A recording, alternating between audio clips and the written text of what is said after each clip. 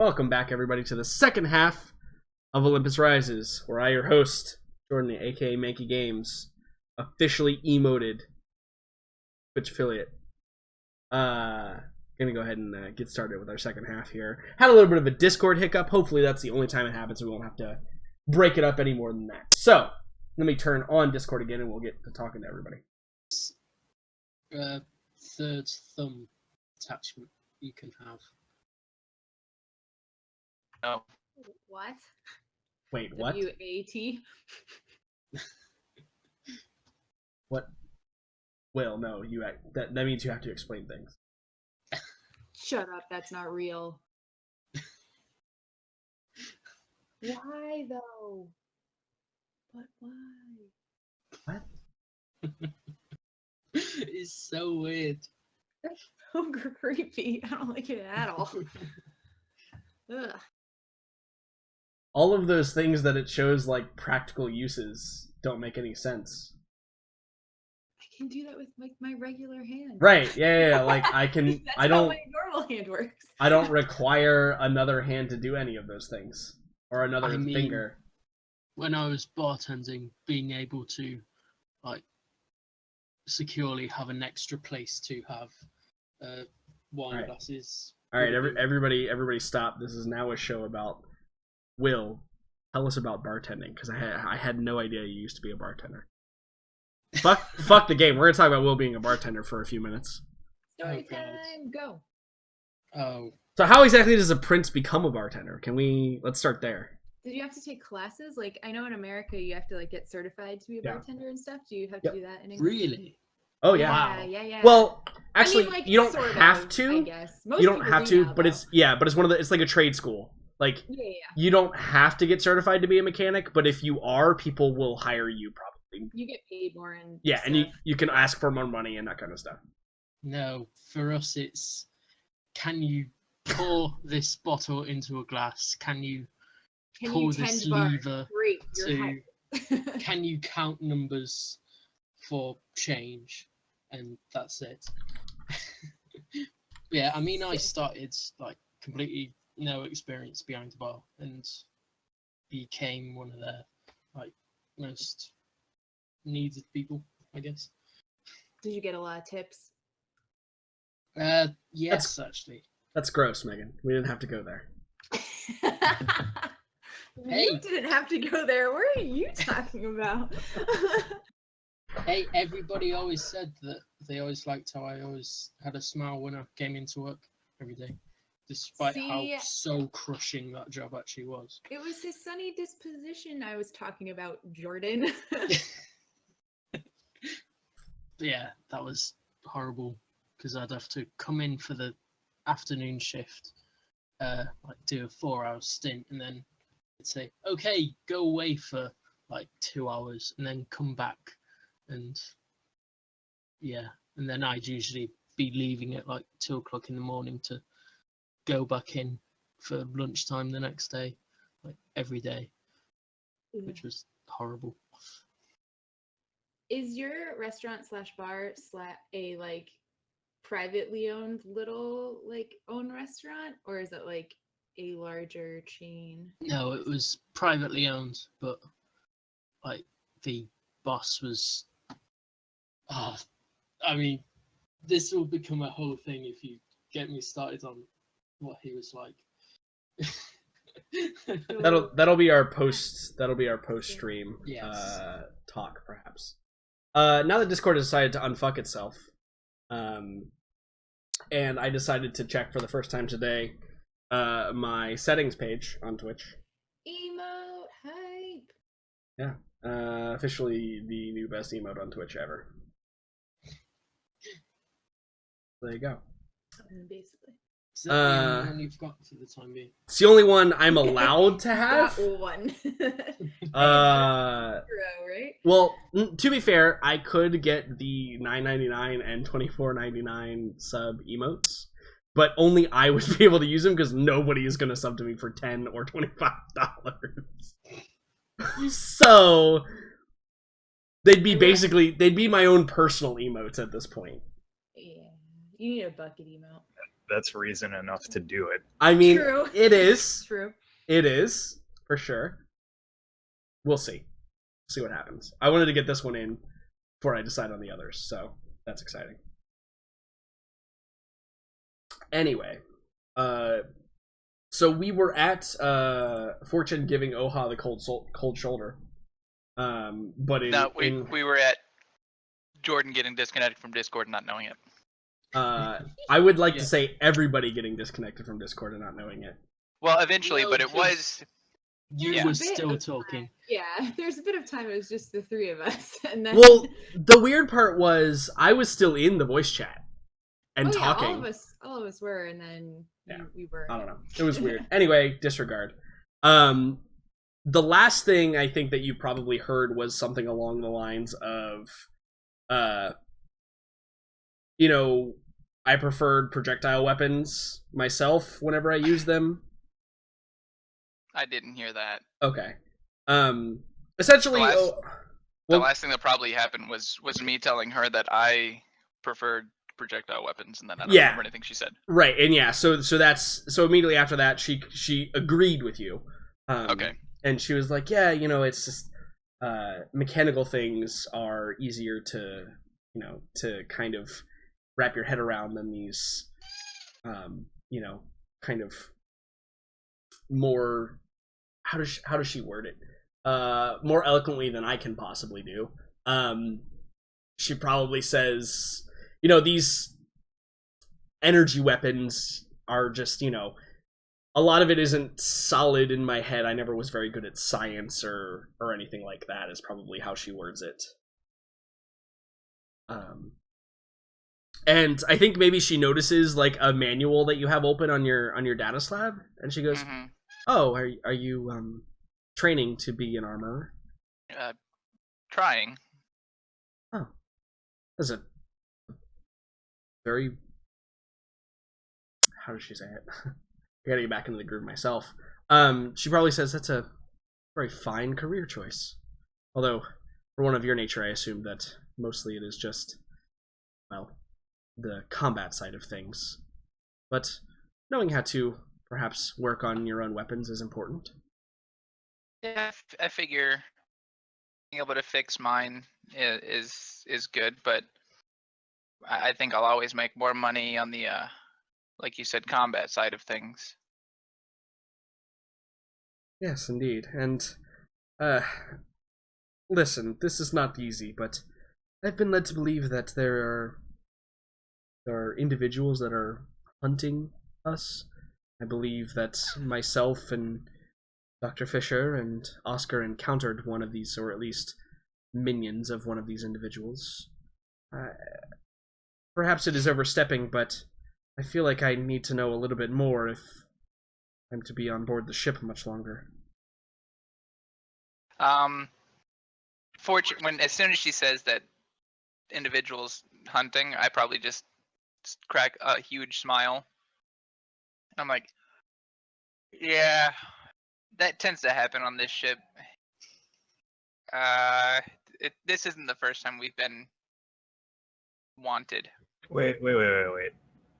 I swear at some point there was a conversation where she was filled in that we had a contract on us.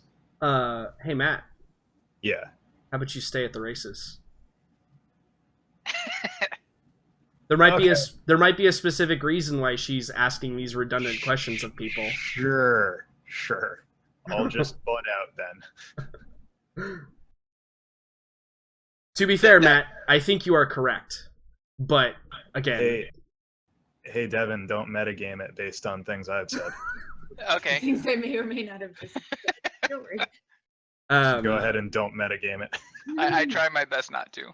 Yeah. So yeah, she asks about it, and I assume you say it's not the first time that you've been wanted. She goes, "Oh, then it's a common occurrence. Then I could see that, especially with, well, at least Oscar and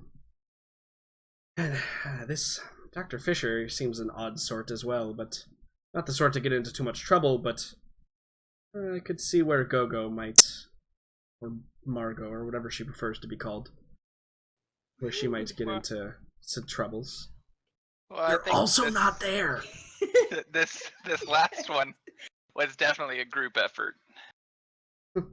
Yeah, I think she nods. She's just like, well, I suppose since my hat's in the ring, I must have to deal with that sort of attention now. Yeah, probably. I mean, your safest place would probably be off the ship. But if you intend on staying, here's some information you might want to know. And I lay it all out. Yeah. Or as much as necessary. Yeah, and I think she attentively listens and nods and gasps at the right places in the story. Although you probably lay it on pretty to the point.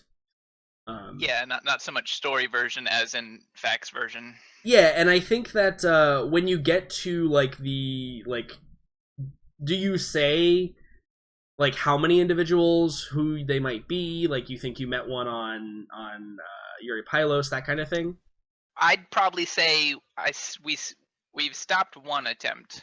I'm not sure how many more are gonna try. Yeah, I think she says, well, at least another attempt was foiled, I think, while we were back in the last system we were in, but I'm curious about these individuals. Now, again, it seems as though I am, well, I feel somewhat useless in this scenario, and I know that by all means I don't know anything to any of you, especially after what happened, but I feel like I've been treated with enough respect and decency that maybe I can be of assistance. Gathering information was something that I am quite good at, I might say. Perhaps if I have more detail on these individuals, I can help figure out who they are. Know thy enemy, I believe is the saying. Alright. I probably give her, let me go back to my notes. That's not my notes. Yeah, so there were 4. Yeah, it's 3.5 members that I Yeah. had contact for. Strawman, presumed dead. And I don't have anything else. That's all I have. So I got the information on 2.5 other people. Right. Yeah, and you know, maybe you provide that to her in some way. Like you don't necessarily have to show her like the picture, but like you can be like, you know, these are some emails or you know contact information for like or nomenclatures or whatever for these people. You know, one of these is probably Strawman, who we foiled on Eurypylos. But any one of these 3 could be the other assailant or other assailants. And I think she takes it all in and she kind of nods and she says, well, I'll see what I can do. Thank you, Fortune. Am I missing something? What plan got foiled in the last stop? So there was asking or Fortune asking. Devin asking. Oh, okay, yeah, that's a good question. It was the robots that tried to take The grabber bots. Yeah, the grabber bots. Okay. Yeah. I did not even tie those 2 things together. Yeah.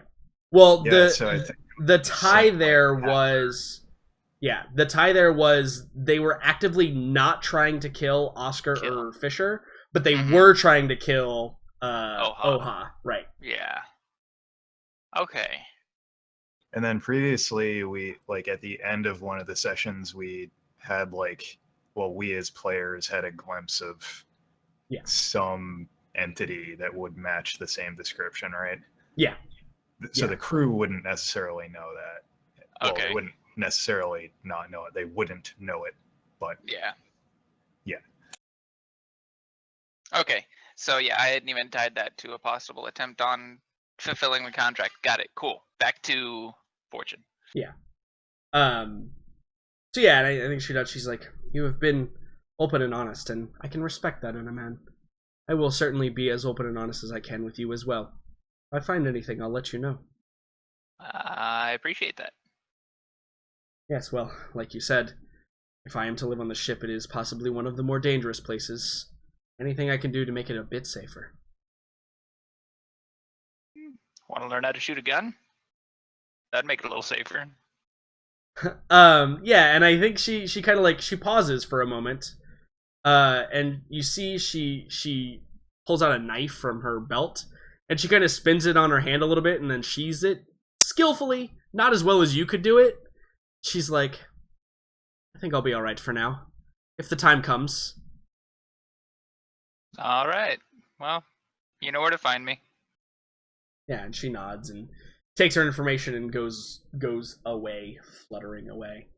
I think the next scene we see is Dr. Fisher.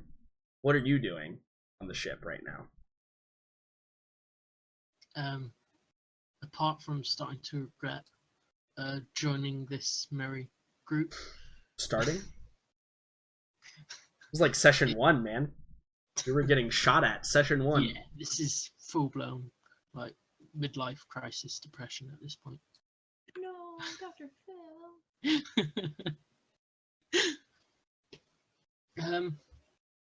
Yeah, I think unless anybody comes to me, I'm going to be starting to genetically engineer the rats. Oh, okay, good. Actually, now that you mention that, I probably would go to you at some point after failing my super awesome roll. Yeah. So maybe after the conversation with Oha, you head over there, Fortune. Yeah. I knock on your door. Yes, come in. What's up, Fisher? You busy? Oh, wow. When am I not busy? Well, it's just that because that's like 30 rats on your table right there. You doing all right? Oh, yes. Like you need those to go in a cage, or?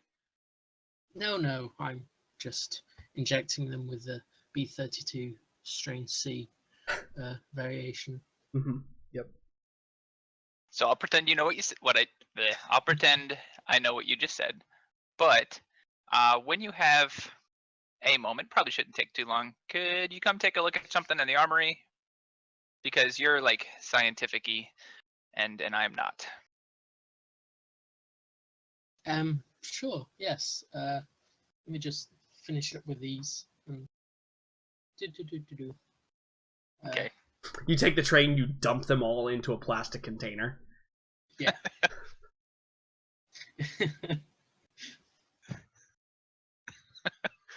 So walk down. So, what is it you would like me to see? I got this rifle here, but it does things with stuff, but it's not put together right. And it's like electric, kind of. Woogie, woogie, woogie. So Dr. Fisher, you've already made your rolls on this, right? So you know basically what you knew before about this thing, right? Yeah. Yes, the explodey gun. Yeah.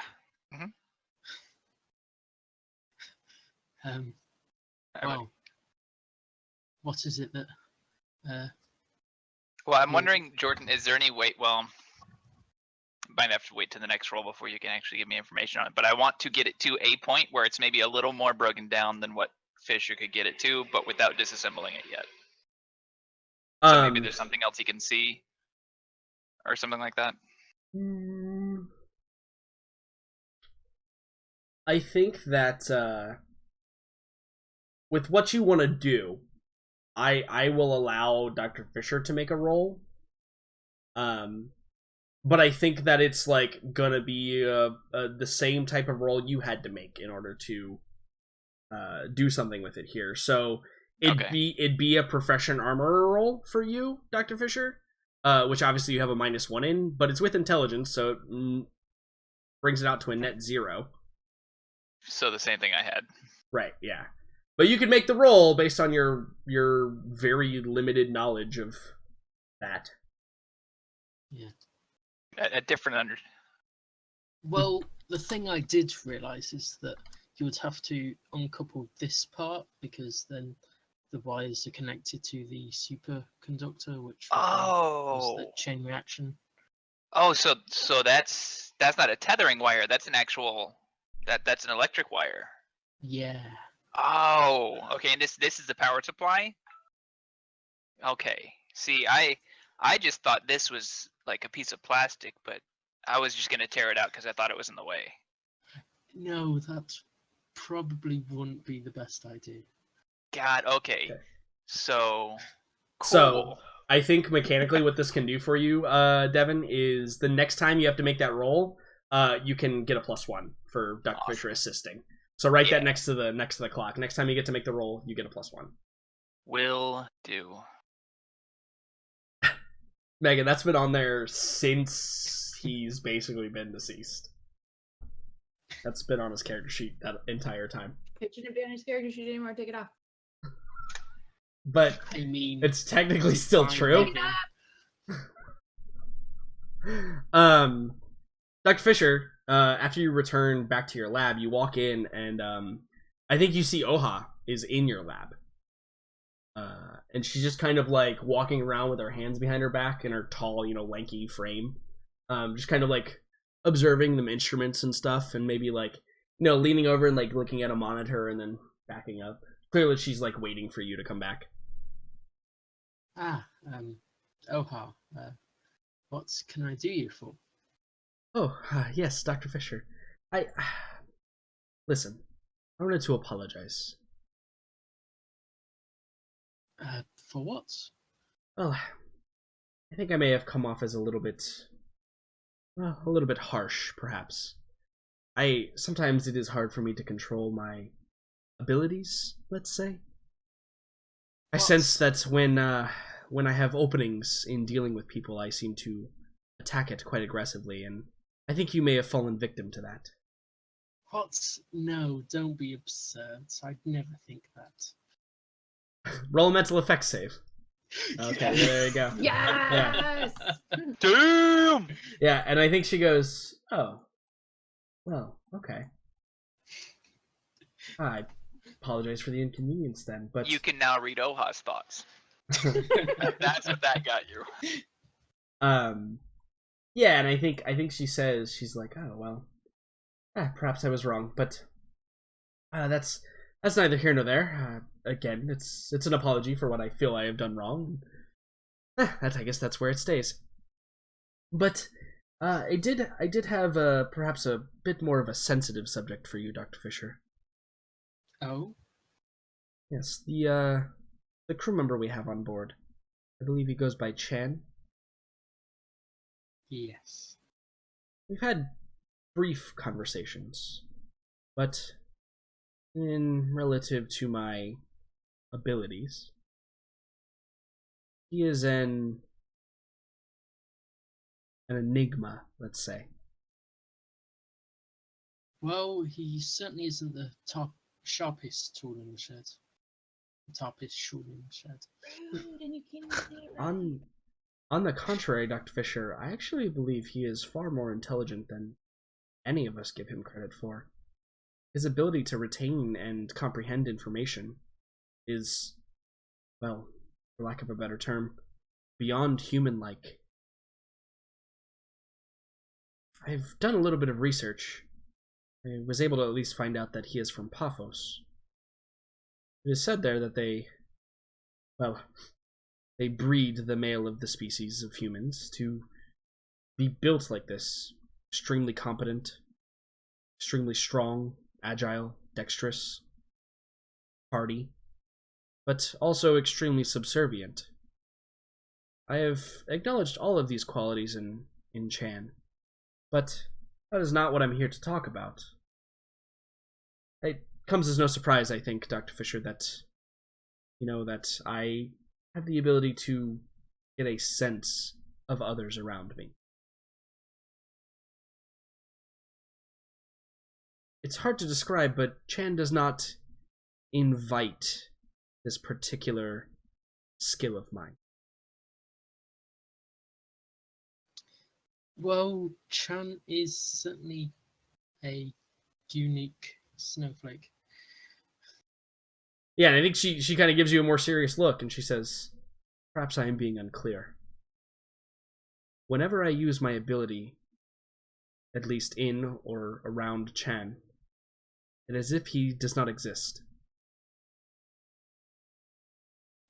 Yeah, that's normal for Chan now, so don't worry about that. Everything's under control. Do I have to roll another fake save for that? I'll keep your 20, but I don't think she believes you. I think that she kind of like, she cocks her head to the side a little bit and she goes, "Oh, normal for Chan, is it? Huh. Perhaps my research requires some more cooking time, as you might say. I guess it might be possible that Pophosian males are naturally resilient to the effects of someone like myself, but we will see, Dr. Fisher." Yes. Well, great talk. Oh, yeah. Yeah, and I think she says, "I'll let you get back to your mice now. Have a good day." And she leaves kind of coldly, perhaps. Yeah.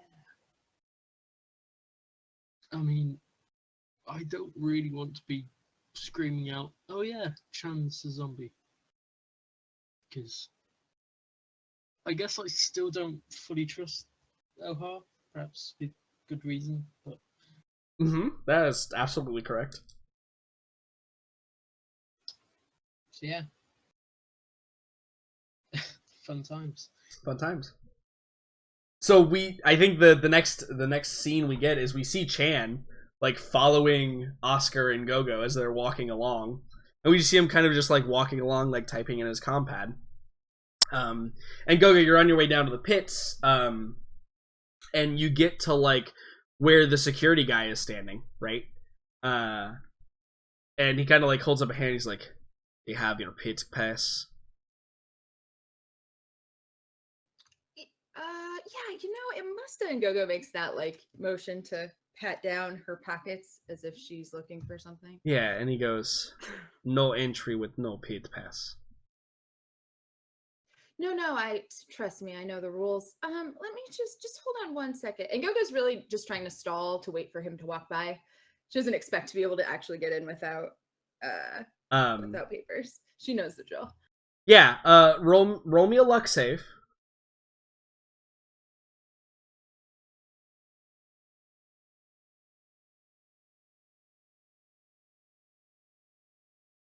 Yeah. Nice.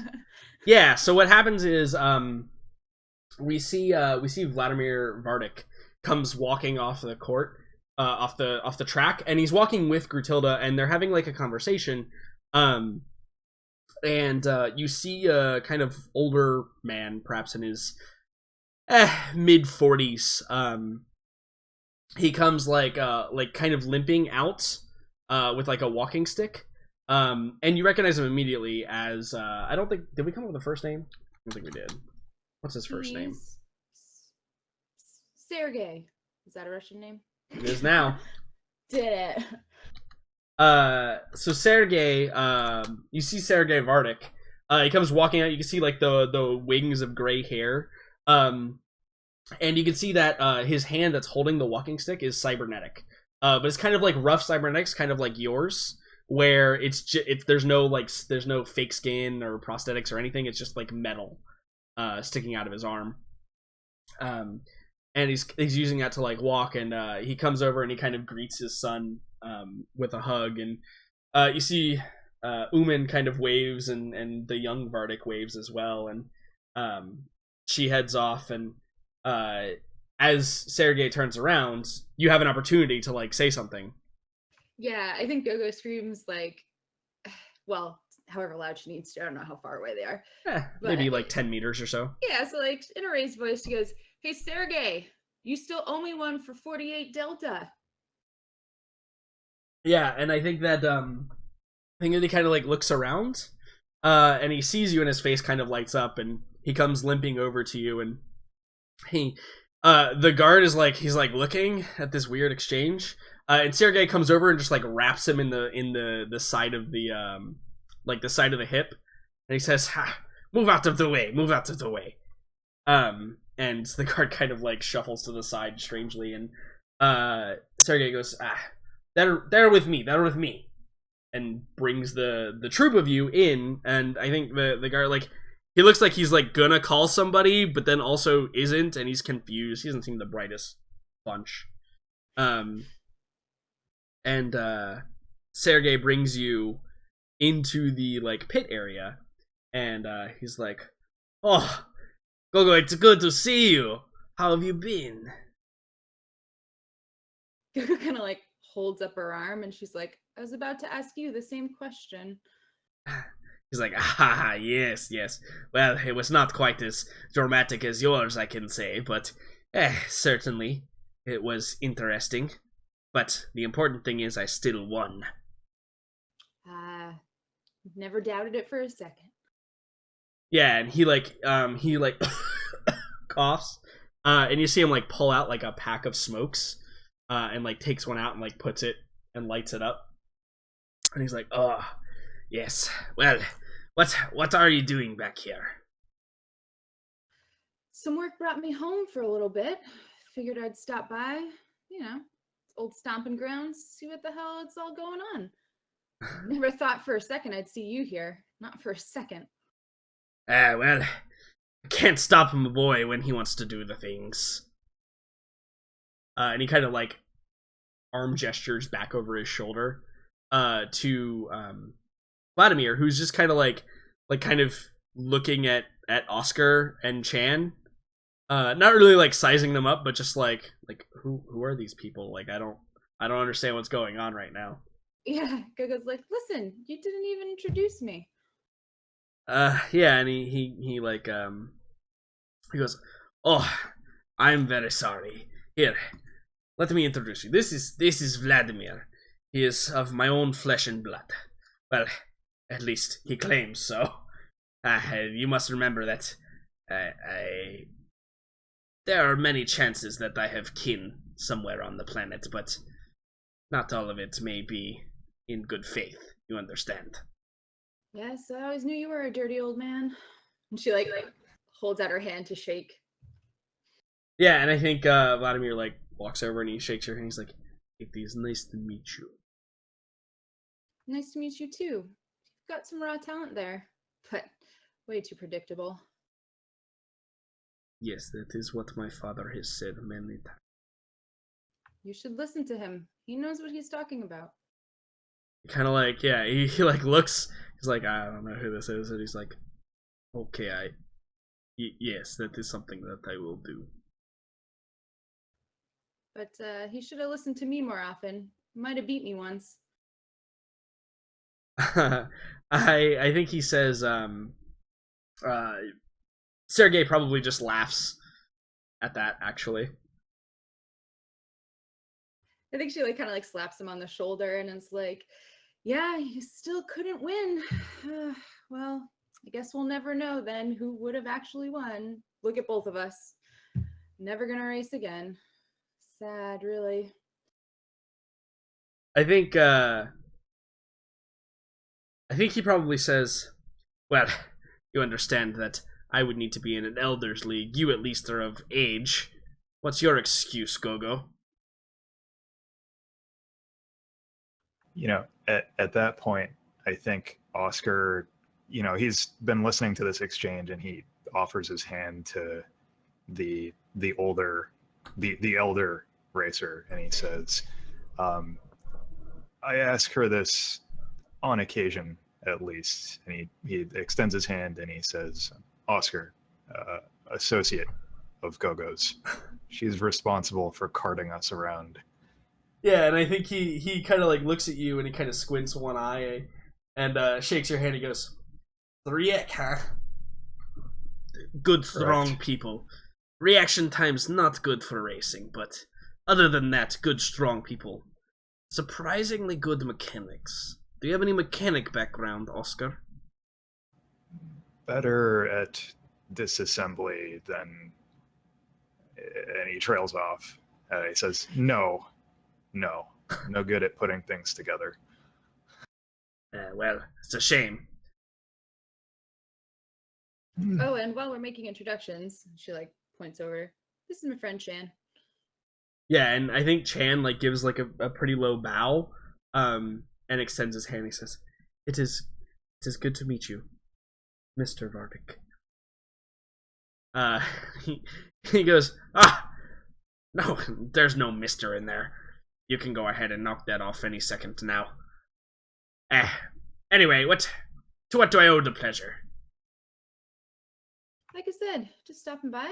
Figured I'd see what the competition was like these days.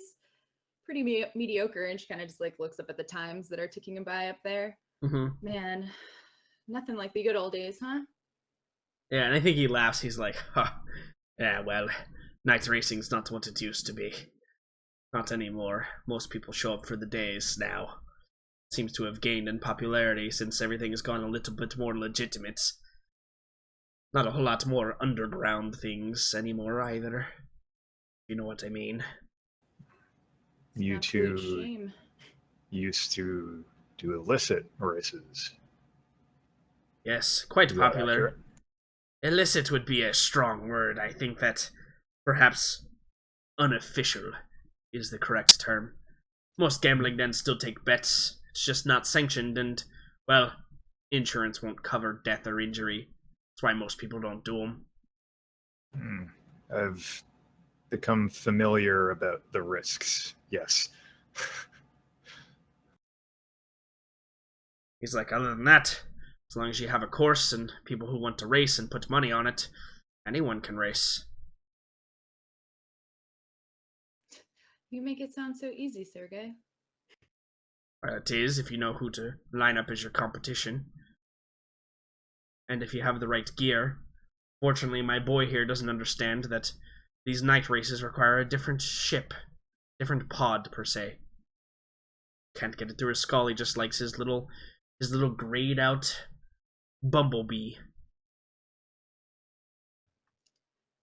He could still win with what he's got. Surprised you haven't seen it yet. I think he says, yes, and that is in the business what we call tough love, Gogo. And Vladimir kind of like hangs his head and nods. He'll never get better if you don't show him a thing or two. He's like, well, isn't that just it? I can't get into races anymore. I can't get in a pod. Been looking for a training driver for some time now, but no one wants to work with the old Vardics. Everybody's too commercial.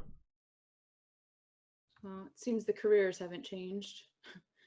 Just kind of like glances over at what's-her-face, who's probably over there like talking with all of her sponsors and giving her she's probably like interviews and bullshit, drinking like the drink that they told her to drink. I think that's exactly what's happening, is like she is showing off the brand label and it's how happy she is to drink it and everything. Basically NASCAR, right? Is right, like exactly. Is what's going on right there right now. Mm-hmm. Yeah, she just like spits in disgust. They're the problem. That's why everyone loves day races now. It's a freaking shame. Well, got to follow the money. That's where it's at right now. Not many people interested in anything, well, not as exciting, let's say. Gogo, we are paid up for the next month, aren't we? Gogo does that slow anime turn towards you. Well, what do you mean? It seems like we're free to conduct our own business a week or two. What? Do you think No. Nah. Listen, I may not have Oha's gift, but don't try to say otherwise in front of me. You're fooling no one. Ah, well, guess deception never really was my strong suit, huh? Yeah, and I think Chan holds up a finger, like behind Oscar. It is behind Oscar, and he does not acknowledge it as such. Chan, you can speak. I told you don't have to read your... Yes, well, Gogo, what Oscar says is possibly true. I've been reading that During occasions of elation, the heart rate in an individual can increase, and yours has increased approximately Okay, Chan, 22 beats per minute. Thank you, Chan. And then she like goes to actually like try to cover his mouth with her hand, like all in good fun, obviously. But the thing that you do to siblings when they're just saying something embarrassing. Yeah, and then he's like, and also the pupils. Yeah, exactly. Well, I mean, god damn, one race wouldn't be that big of a deal. I mean, god, there's probably not even a spot open, honestly. Yeah, surely there are kind of like spots. eyeing the board a little Both have been bit. complaining about how unpopular they've become. I think Sergey, with a twinkle in his eye, and he probably like taps his cane on the ground a few times, and he's like, "Let me see what I can do," and he kind of hobbles off in the direction of like the registrar stand. Don't try too hard; you might kill yourself, old man. Yeah, I don't even think he acknowledges it. He just continues walking.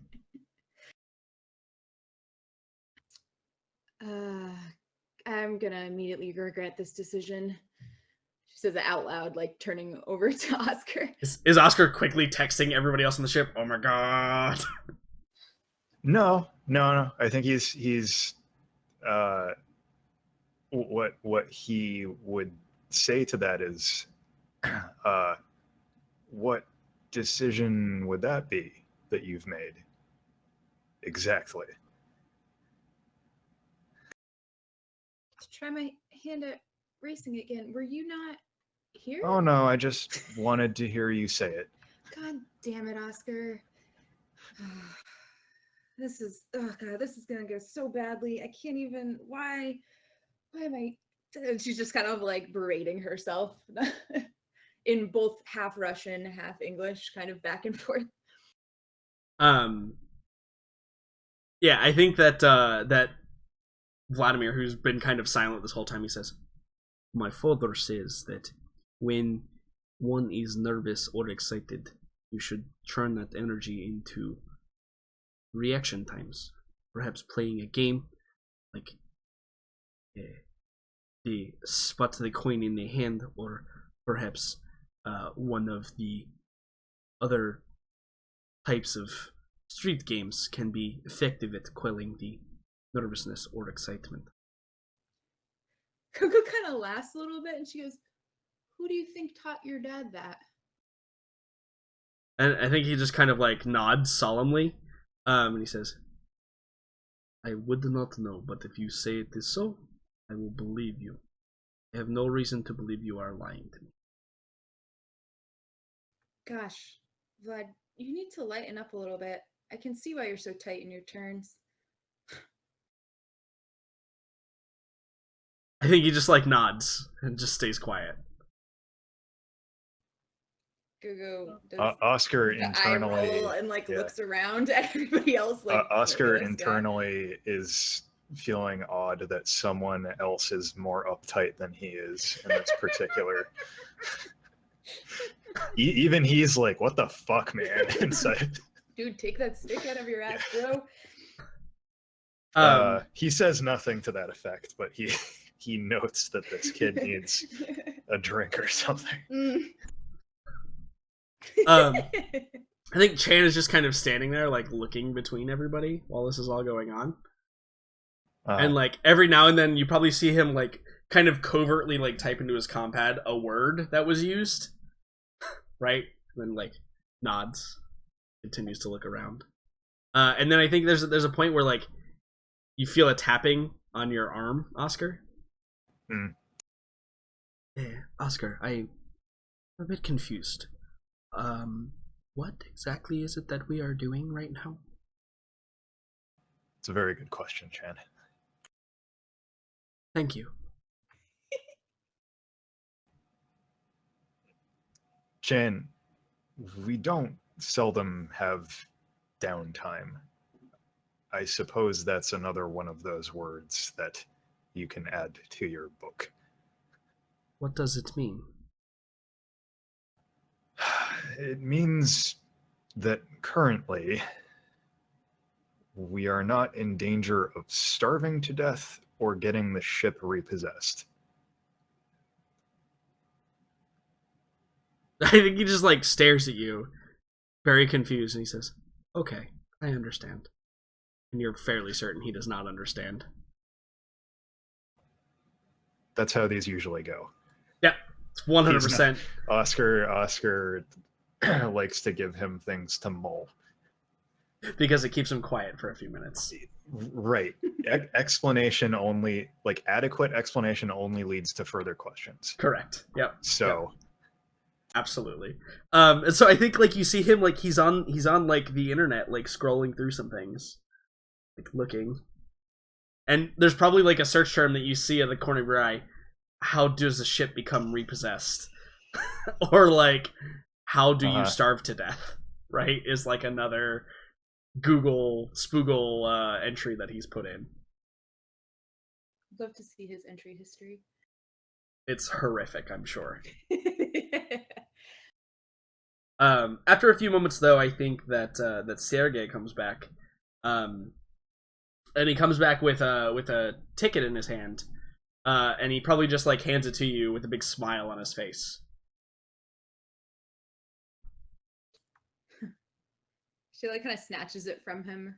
Yeah, and looks so pleased about it. And he turns to Vladimir and he says, "Vladimir, you are now sick."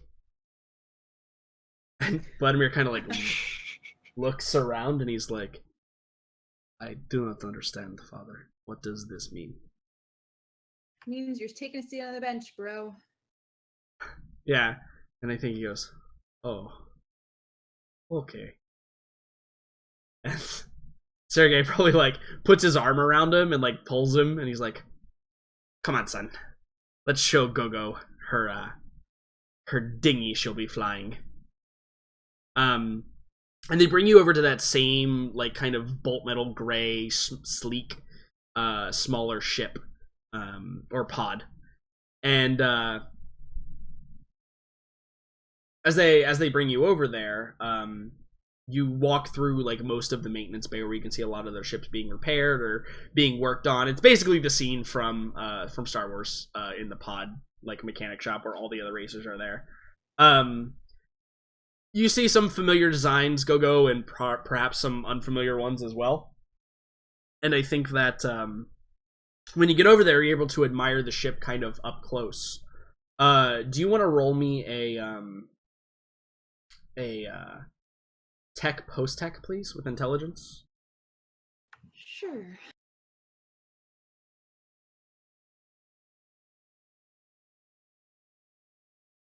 Hell yeah. Yeah, so I think you get like damn. You can I know everything about the ship. Yeah, you can envision the schematics of this particular model. She goes all Sherlock Holmes for a minute, you know, when he goes into his mind palace shit. Anyway, continue. Exactly. And it's pristine. Mind palace. That's what he calls it. That's what he calls it. I've never seen the show ever. So that was... You've got so much TV to watch. Matt, you've disappointed me. Nope. Anyway, so you can see that the modifications that have been done to it are small but efficient, which is kind of the way to go, especially with like a beginner type of ship. Because you don't want to... It's just like a PC, right? You don't want to overclock it to the point in which it explodes right off the bat. You want to work your way into that kind of thing. Yeah, and it's also more cost efficient, really. Right, exactly. If you end up wrecking the shit out of it and not dying, exactly. It won't cost that much money to get it repaired. And I think that when you get over there, there is there's a single mechanic working on it. Most of the other racers and stuff have like full teams and stuff working on their stuff, but there's a mechanic, and it's probably a Shriek woman actually, who kind of like is hunched up over, and you can just see like the bug legs sticking out of the bottom, is hunched up underneath the vehicle, and kind of hears the tapping of the cane, and she says, Sergei, is Vladimir with you?" Tell him he's got to stop scraping this thing. I'm tired of having to buff these scratches out. And Oscar, you immediately get hit with like annoyance pheromones, right? Like just all over the place. She kind of like wheels out, and she's like lying on her back on one of those like, you know, little grav sleds that roll you underneath things. She sees like the 5 of you and she goes, "Oh, we have company." Huh. And kind of like slides all the way to the other side and bounds up a little bit, and then like kicks up her little grav sled into her hands, and she just holds her hand, she's like, "Hey, I'm Serena." Please don't stop on our account. Go grabs her hand and says, Go, Valentine. Always like to meet the engineers. He's like, "Oh, is that what Sergey's calling for his underpaid, overworked mechanics these days?" And she kind of like throws him a nasty look. Coco kind of turns to like scold Sergey because like he of all people knows that these are the guys and girls who win races. Like you need to be good to them. So she does the tisk face over at Sergey. Yeah, and Oscar, you get fake annoyance, right? Like she wasn't being completely honest with that statement. It was a jab. Yep. At Sergey. And I think that immediately from your couple of interactions, Oscar, you realize that this woman has zero control over her pheromones. Open book.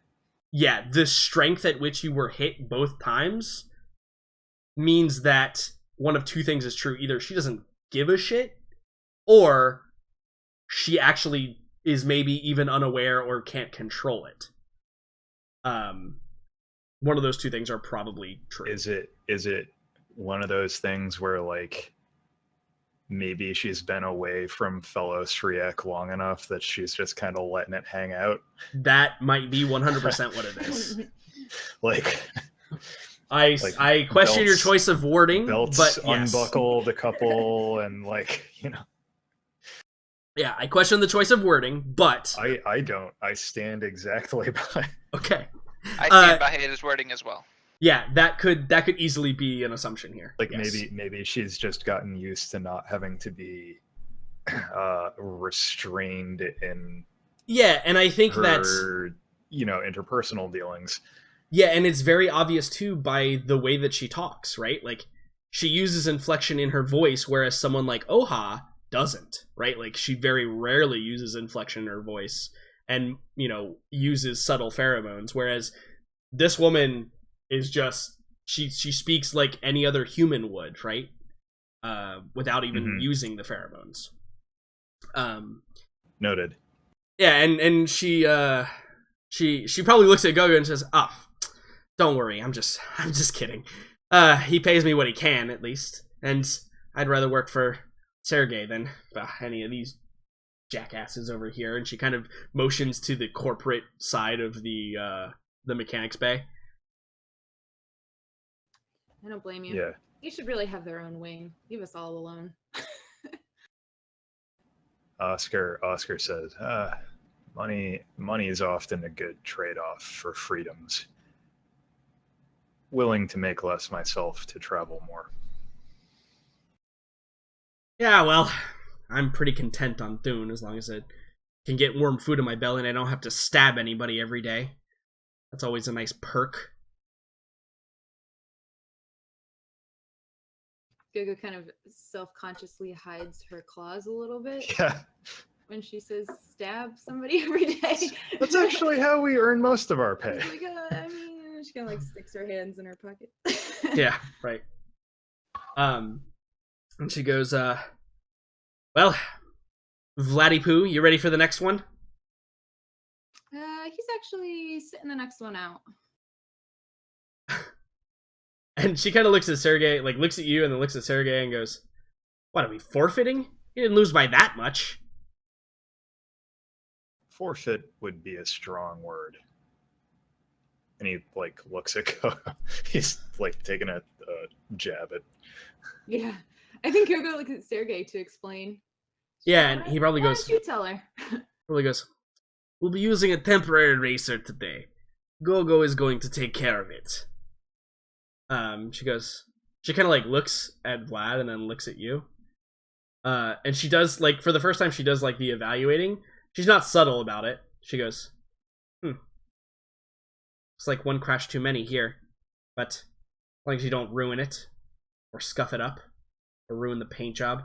Vladipoo's very careful about his paint job. You understand? Very particular. You wouldn't like him when he's angry. This, you know what? Never mind. Don't worry. It'll come back to you in perfect condition. I'm kidding. I'm kidding. It's me that I don't like it when my hardware gets scuffed. I don't. Yeah. I was okay. Well, I think then Gogo turns to Vlad and like holds at her hand. She goes, "All right, we'll strip." Meaning she needs a suit. yeah, and I think he kind of like looks left and looks to the right, and he's like, "I am afraid, Gogo, that my suit will be far too big for you. Perhaps we can find an more appropriate uniform. I would want you to have full use of all of your faculties when you are taking these turns." Fine, whatever. Let's go. Kind of disappointed because she always actually likes to wear them slightly bigger. And he's probably like, "Father, I will go acquire a suit for Gogo." And he kind of like trundles off to the locker, and we see him like in the back. Unless you go with him, Gogo, he's like holding up one, then he like looks over, then he holds up another one, and then he looks over again, then he holds the two up next to each other, kind of like weighs them like you do when you're comparing things, and then finally he just grabs like 5 of them and brings them over. He's like, "I am not quite sure which one of these might fit you, but I have brought multiple options. Perhaps one of them will suit your needs." Which one is the prettiest, Jordan? I don't know. What color do you want the prettiest one to be? Jordan. Jordan. What color do you think it should be? I mean, it's probably green, like your hair, to be honest. Or there's a pink one. Yeah, the pink one. Mm-hmm. Okay. So you pick out the bubblegum pink flight suit. Because yeah, we don't go hot pink here. Hot pink's not a thing. It makes you too much of a target. But bubblegum pink is just like the right amount of pink. With this, I do not disagree. So you pick out the bubblegum pink flight suit, and we see all the heats have now been recorded. And since Vlad lost the first round, this is the qualifying to basically be in like tomorrow night's showing. And then the winners of all the heats will qualify to do the last race and the final race. And so you are paired up against a female Tan by the name of Sushi. That's Zushi, by the way, not sushi. Zushi. And Zushi has a mediocre record. She's about 50%. Gogo's slightly disappointed by this. She wanted somebody better. Right. Yeah. So what is your pregame, Gogo, for this event? Gogo probably asks for all the schematics. I mean, she technically knows them, but she wants to make sure that she's familiar with the ship that she's going to be racing. Yeah, totally. She's going to go study a bit. But also she, like, actually asks to get in and kind of get a feel for it a little bit. Oh, yeah, absolutely. Absolutely. The controls are pretty basic. You have to adjust the seat a lot because Vladimir is quite a large fellow to be racing, certainly. In higher level races, you want him to be a little bit smaller, obviously. Mm-hmm. So you gotta like adjust the seat is probably most of the cockpit time that you have. Yeah, just getting comfy. Yeah. What else? What other pregame warm-ups do you have? Well, I gotta figure out which race I'm in, right? The track that it's gonna be? Right. So it's actually not going to be this one. Right. That's what I figured. It's a higher level one, right? Well, it's actually a lower level one because you were in the losers bracket. Yeah, but it's still a step up from the initial rounds. I mean, sure, if you want it to be. I don't care. Regardless, I'd like that information. So you're going to be racing on a track that I'm going to make you roll to see if you know it. It's 8913 G5. 8913 G5. And 8913 G5 is a race that is a little more technical than the last one was. There's a few more twists and turns that are associated with it, less open area speed races, which obviously gives you a slight advantage with the type of pod you'll be flying. And roll to see what else you know about it. It's going to be a Culture Thune.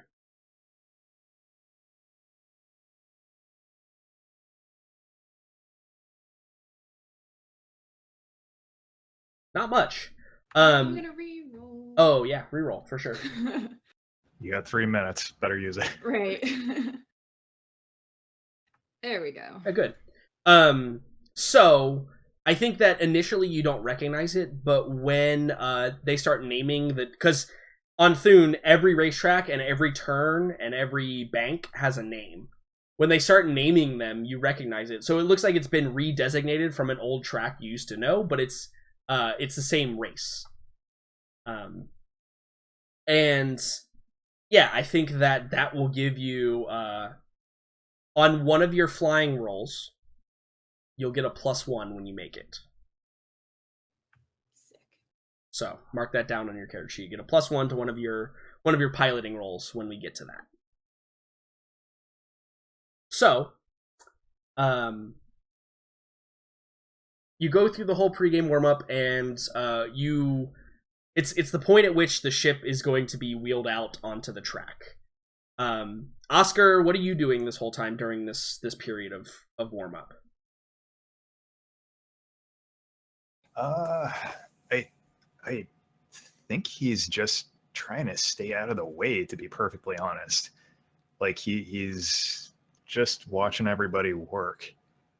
I think even now he's like in that mode of, okay, well, don't let anybody mess with the ship, even though like there's no reason to expect this would happen. I think wherever he goes, he's always sort of in like bodyguard mode. Yeah. So he's kind of just surveying. Yeah, one thing I mentioned about Thune 2 weeks ago actually is that is the lowest form of scumbaggery, is to sabotage a race. You know, it is lesser than stealing and other kinds of criminal acts.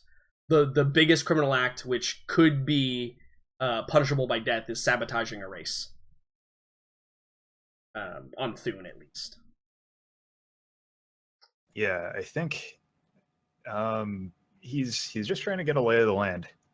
This is completely outside of his wheelhouse. So he's like, he's just a spectator in this right now, at least. Mm-hmm. I think that Chan is kind of in the same boat, and there's probably a moment where like the two of you are just kind of like, maybe you went to get popcorn or something, and you're just like eating it, and Chan's like, Oscar, I have a question. Fire away, Chan. Is this the sort of activity that can cause bodily injury? I believe that previously Gogo explained her injuries to me, and one of them was caused by this. Is this not something we should be concerned about? There are risks, but it is... Chan, the reason why Gogo was injured during one of these was coincidental. Somebody would have gotten to her another way, if not through the race. Oh. Well, Does that make sense? I guess. But I was There's danger, but without outside influence, should be fine. Oh, okay. I was reading through some documentation from the Westwind Corporation the other day, and it stated that all Westwind ships come aboard with a physician. This role is performed by Dr. Fisher, correct? That is correct. Then I have a follow-up question to that. Oscar's just staring at him like, come on. Yeah, I think that like there's a brief staring contest between the two of you. Yeah, he after several moments, Oscar says, "Chan, you don't have to ask me permission to ask questions. It's redundant. I think he goes, oh, okay. Speak freely, please." You just opened up a huge can of worms. You know that, right? Very I'd well. rather they be uncontained than have to do this. Very well. Would it not be appropriate, as it states in Order 762, Paragraph 5, Subsection 3.2, that whenever a crew member is engaged in an action that may cause bodily or mental harm, that the onboard physician be present for all of those actions and hereby sign off on them before they are performed? Should we not contact Dr. Fisher and have him approve of this?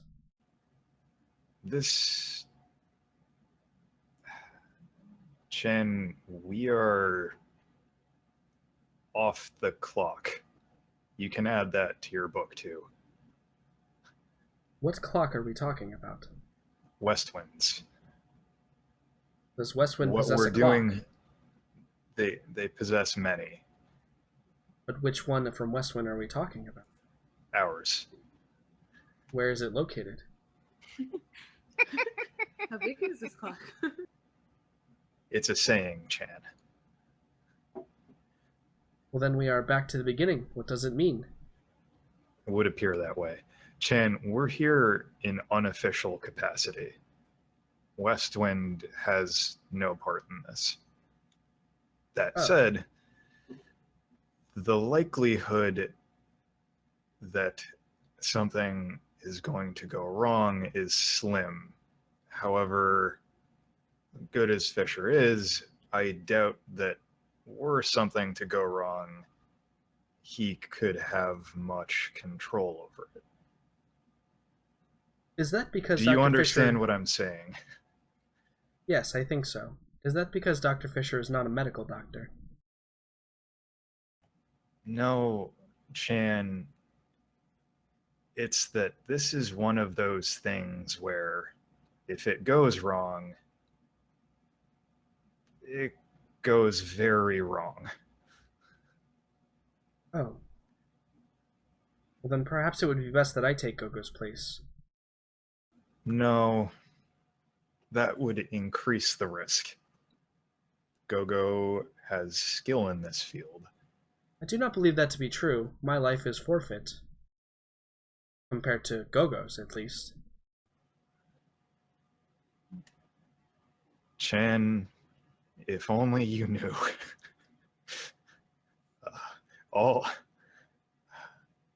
Everyone's lives are forfeit right now, Chan.